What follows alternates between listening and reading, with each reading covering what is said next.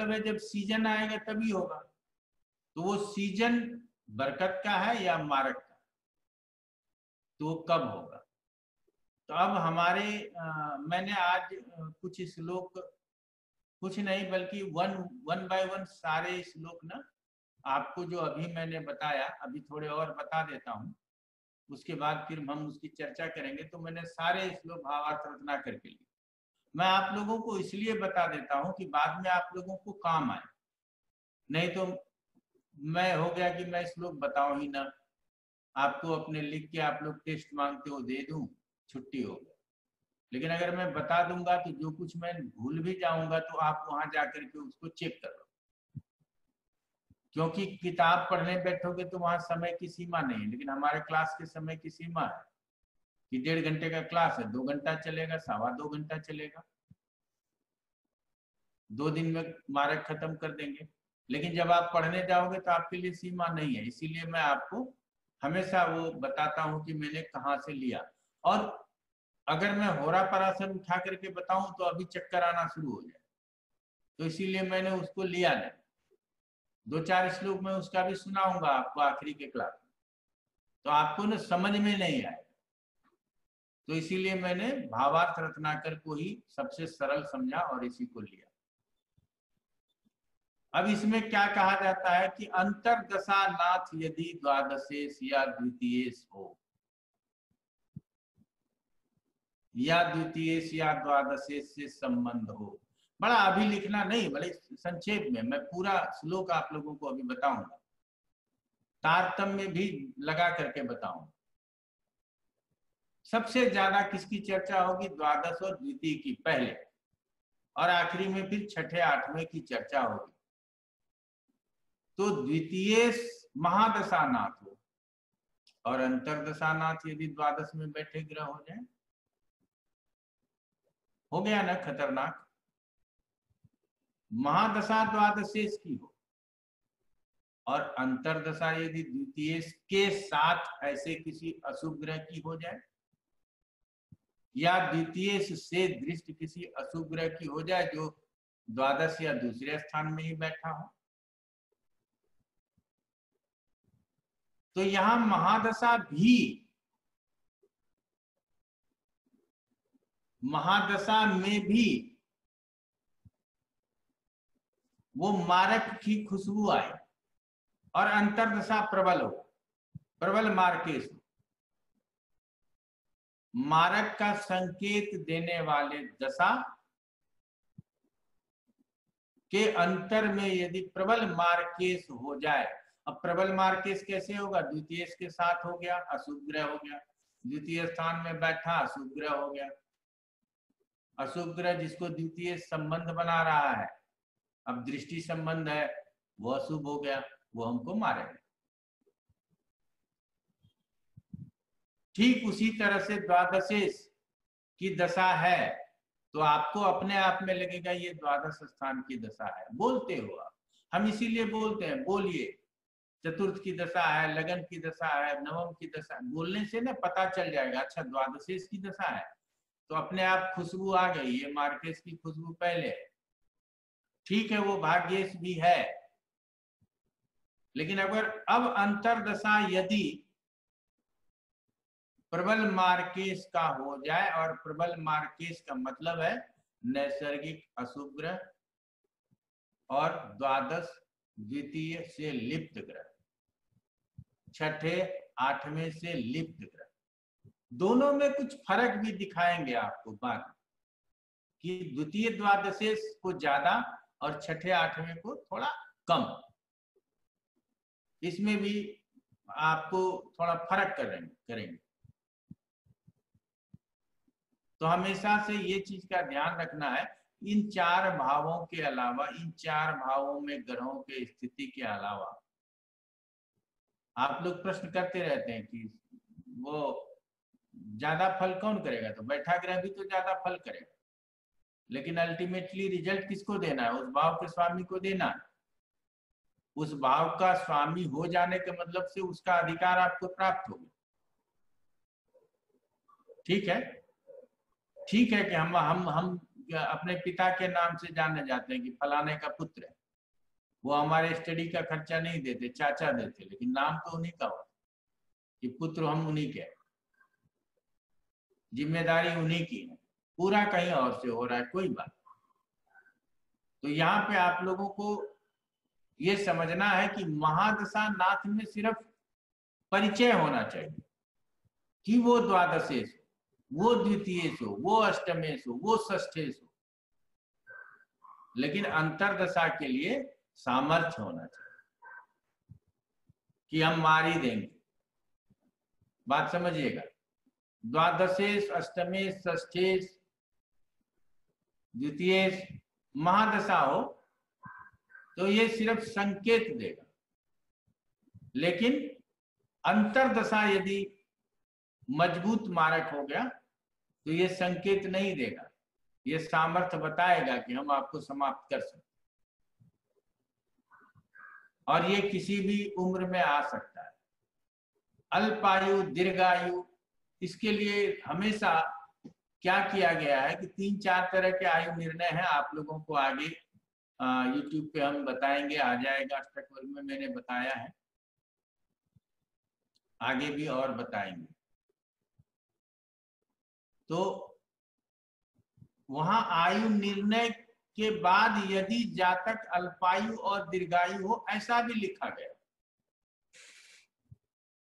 तो अब तो बड़ा प्रॉब्लम कर दिया ना कि पहले तो आयु निर्णय करना पड़ेगा और उसके बाद अल्पायु और दीर्घायु निकालेंगे, तब बताएंगे कि मरोगे कि नहीं मरोगे। ये तो बड़ा कठिन काम हो गया, और हम लोगों को तो नंगी आंखों से देख के समझना है कि कब मरेगा। तो अल्पायु और दीर्घायु के लिए चर, अचर, द्विस्वभाव, ऐसे भी चर्चा है फल दीपिका में, मैं उसकी भी चर्चा करूंगा। लेकिन जातक कोई क्यों मरेगा? तभी मरेगा लग्न खराब हो, लग्न ज्यादा पीड़ित हो जाए, तो हम स्वयं से कमजोर हो गए, हमारा जड़ कमजोर हो गया। जिसके जड़ कमजोर होते हैं वही छोटे आंधियों में भी उखड़ जाते हैं,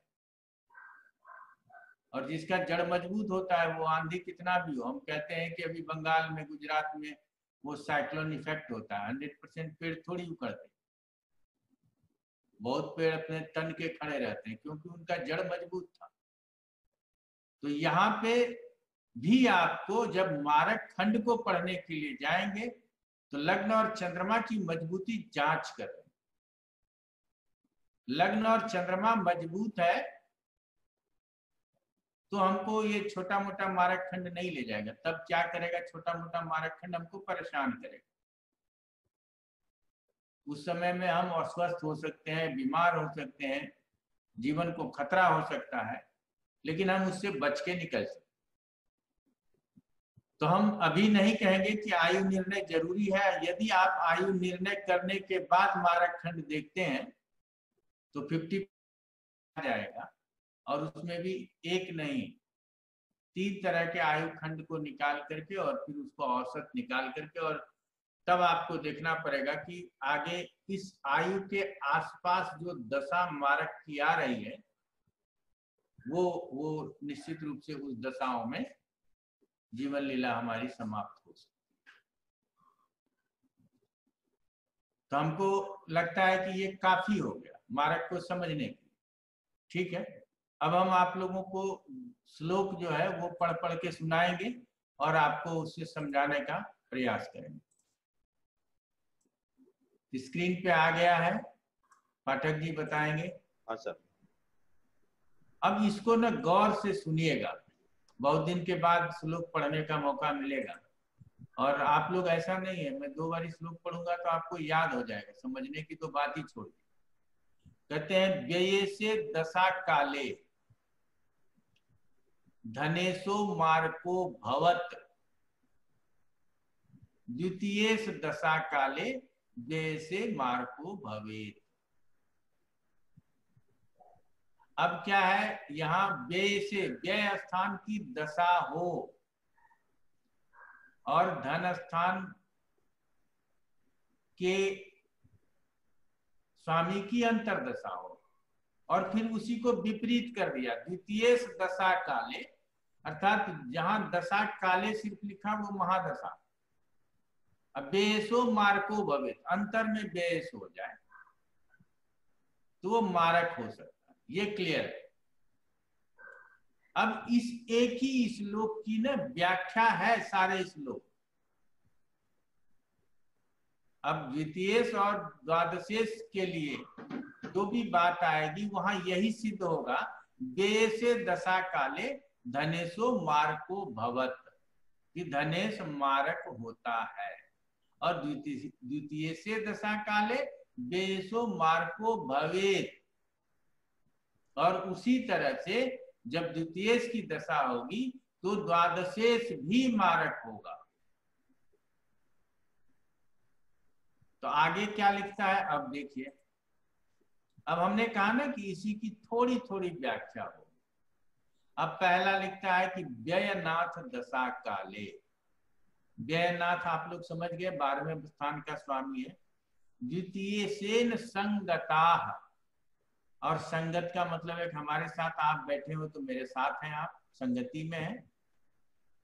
तो कहता है कि 12वें स्थान के दशा में यदि द्वितीय के से संगति करने वाला कोई ग्रह है, और उसके बाद क्या लिखता है, द्वितीय से दृष्टाश्च, और अगर संगति नहीं कर रहा है तो द्वितीय से वो देखा जा रहा है, तो मारक प्रबल श्रुता, तब वो प्रबल मारक हो जाएगा। अब यहां जो हम आप लोगों को बताएंगे कि अब वो ग्रह कौन, ये जानना जरूरी है आपके लिए।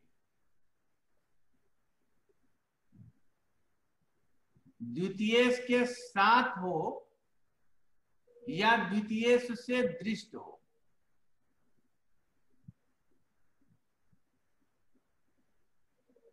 ऐसे में क्या हो गया कि दो वो जो संबंध हो गया है, हमने बताया ज्योतिष में जो संबंध बताते हैं 4 प्रकार के, इसमें 2 प्रकार के संबंध। तो ऐसे द्वितीय से द्वादशेश का महादशा और द्वितीय से संबंध बनाने वाले ग्रह युति और केंद्रीय प्रभाव या दृष्टि प्रभाव से संबंध, केंद्रीय प्रभाव छोड़ दीजिए, दृष्टि प्रभाव ही ले। तो वो जो ग्रह है अगर वो कहीं षष्ठेश तृतीयेश निकल गया, कहीं शनि मंगल हो जाए, इस क्रम में आप लोगों को एक चीज बताना भूल गए, ये तो हमने आपको तात्कालिक रूप से बताया कि भाव के हिसाब से हम मारकेश किसे कहते हैं और मारक खंड में किसका किसका हमको अधिक योगदान मानना चाहिए। लेकिन क्या नैसर्गिक रूप से भी किसी को मारक कह सकते हैं? जो द्वितीयेश नहीं है, द्वादशेश नहीं है, क्या ऐसे कोई ग्रह हैं? तो शनि को प्रथम श्रेणी का मारक ग्रह कहते हैं और मंगल को दूसरे श्रेणी का मारक ग्रह कहते हैं।